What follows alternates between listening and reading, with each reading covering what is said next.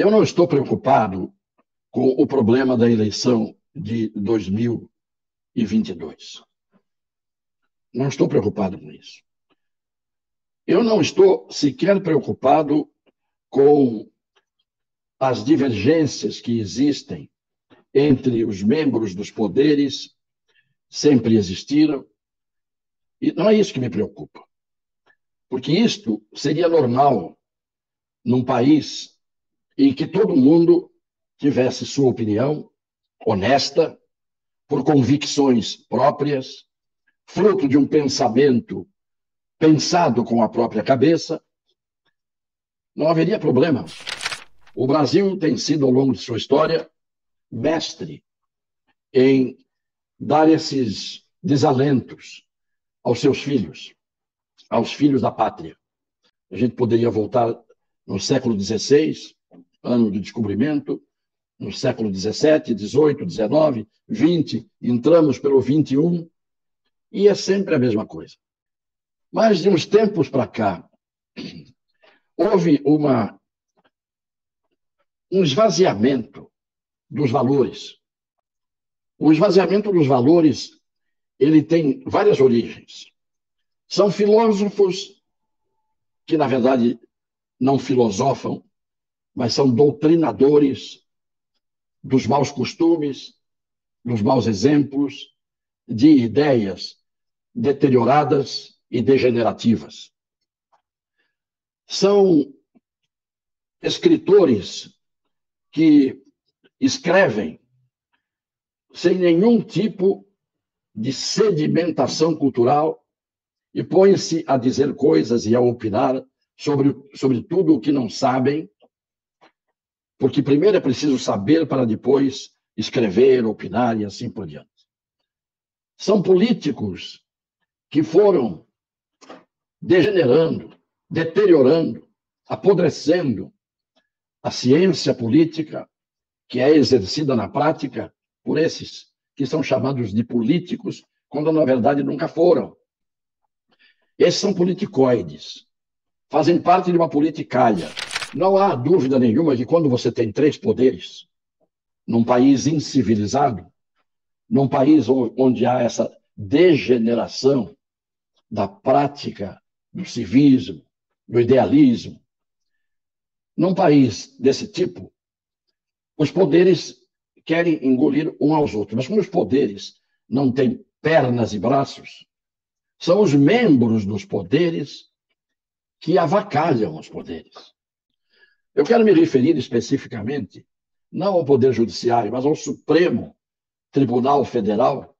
O Supremo Tribunal Federal já foi um Supremo Tribunal, com a superioridade dos grandes, dos notáveis que por ali passaram.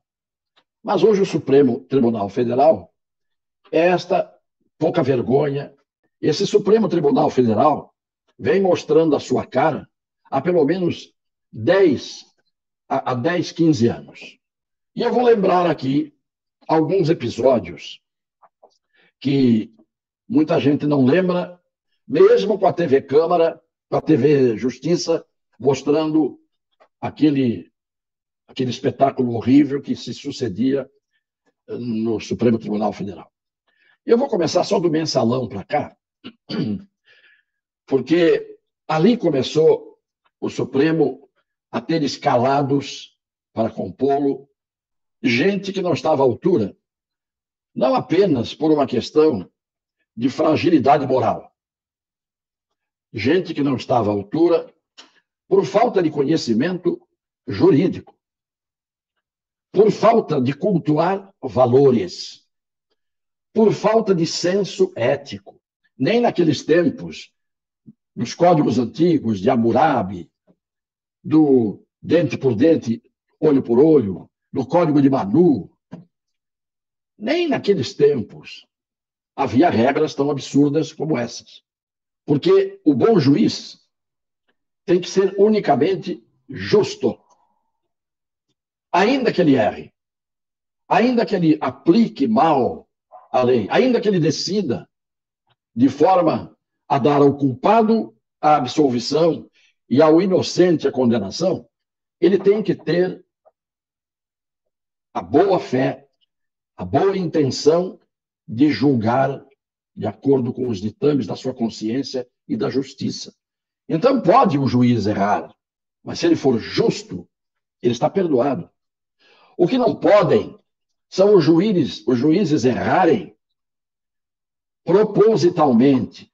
Esses juízes que se vendem, esses juízes que se mancomunam com a escória, que fazem este papel de parecerem homens honrados, eles, na verdade, conspurcam a ideia que se tem da justiça, aviltam a justiça, e todo mundo fala que hoje está uma xingação, que estão ofendendo os ministros do Supremo, e eles, mordidos, principalmente, o senhor Alexandre de Moraes, o senhor Barroso, mas outros também, eles acabam tomando atitudes draconianas e drásticas contra pessoas que, no exercício de sua liberdade de expressão, dizem o que pensam.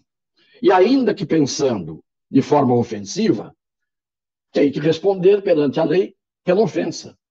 Mas não podem ser calados, porque a liberdade de expressão é uma das liberdades fundamentais. E hoje nós estamos vendo um massacre das liberdades pela absurda conduta de ministros que deveriam guardar a Constituição. Pois bem, hoje os ministros do Supremo estão milindrados. Mas eu dou alguns exemplos para refrescar a memória de quem viu. Lembram e vejam quantas vezes, entre eles, os ministros do Supremo Tribunal Federal, em plena sessão, com as câmeras de televisão mostrando isso para o Brasil e para o mundo, quantas vezes eles se xingaram, se ofenderam. O que a gente vê é lamentável. Eu dou alguns exemplos que eu anotei assim de memória, de passagem. Guerras verbais, ofensivas, injuriosas, entre, por exemplo, Luiz Roberto Barroso e Gilmar Mendes.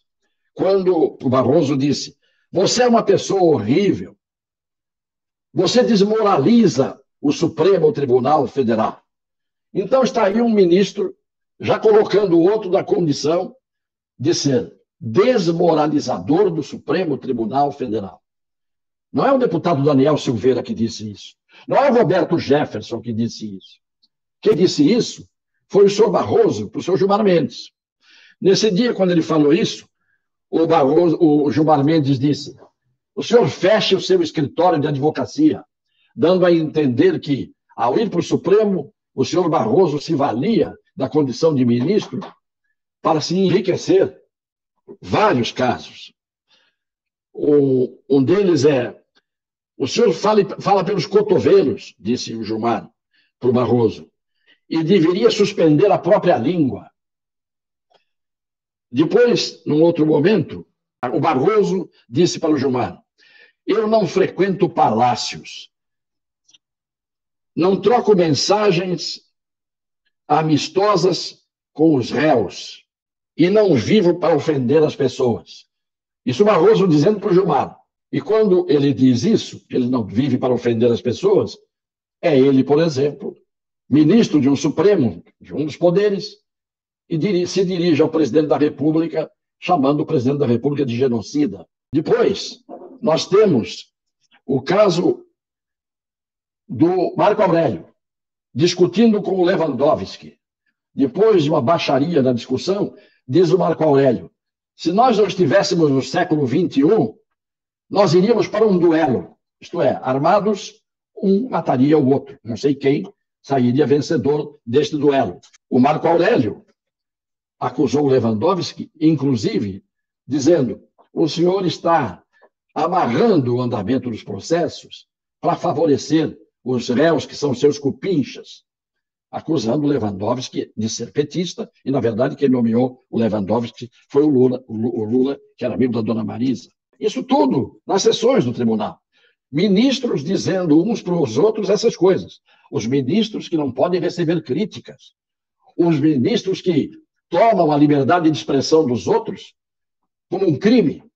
Mas eles podem se xingar, se desmoralizar. E o próprio Joaquim Barbosa, dirigindo o seu Lewandowski no tempo do Mensalão, quando os réus do Partido dos Trabalhadores estavam ali processados, o Lewandowski dando uma ajuda, o Joaquim Barbosa disse: Vossa Excelência está fazendo chicana.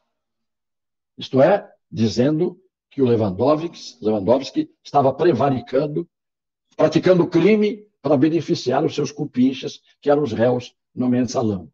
Eu estou trazendo aqui alguns exemplos para mostrar qual é o nível de troca de ofensas, e tem coisa muito pior do que isso, dentro do Supremo Tribunal Federal, em que todo mundo, antes da ofensa, diz Vossa Excelência. Todos são acusados de alguma coisa muito ruim. Por força do meu ofício, eu vi e conheci ministros de todos os tipos. E nunca vi nada igual à falta de qualidade que temos hoje. Hoje estão todas essas leis constitucionais, as regras constitucionais estão todas hoje como almas penadas, porque os ministros do Supremo Tribunal Federal descaracterizaram as leis, as regras jurídicas da Constituição, transfiguraram a Constituição, fazem qualquer negócio para garantir o seu interesse ideológico, o seu interesse, reticências, os interesses deles. Militante no Supremo Tribunal Federal, ativista no Supremo Tribunal Federal, terrorista a explodir a Constituição e as leis, isto é inadmissível, isto é inaceitável. E quando eles fazem isso, a pergunta que eu deixo sempre no ar é: quem resolve esse problema? Quem impede esses ministros de fazerem o que fazem, do que fizeram? Quem impede? Eles não estão à altura do Supremo Tribunal Federal. Como há no Poder Legislativo muitos e muitos e muitos que estão ali, que não estão à altura, estão todos mostrando uma coragem que não têm. Estão todos cantando de galo, falando grosso. Eu não acredito na coragem deles, porque eu os conheço. Mas, principalmente, eu não acredito, porque quando eles são indicados e foram indicados para ir para o Supremo Tribunal Federal, todos vão rastejando de gabinete em gabinete de senador, com cara de anjo, pedindo, suplicando para na sabatina serem aprovados. Esse é o processo pelo qual eles são admitidos. Depois, investidos no poder, viram todos corajosos. Quem tem coragem e é indicado pelo presidente para ir para o Supremo, diz: eu estou indicado, eles que decidam, senadores, se eu devo ir ou não devo ir. Eu não vou lá rastejar, pedir para ninguém que me coloque. Porque você já entra devedor.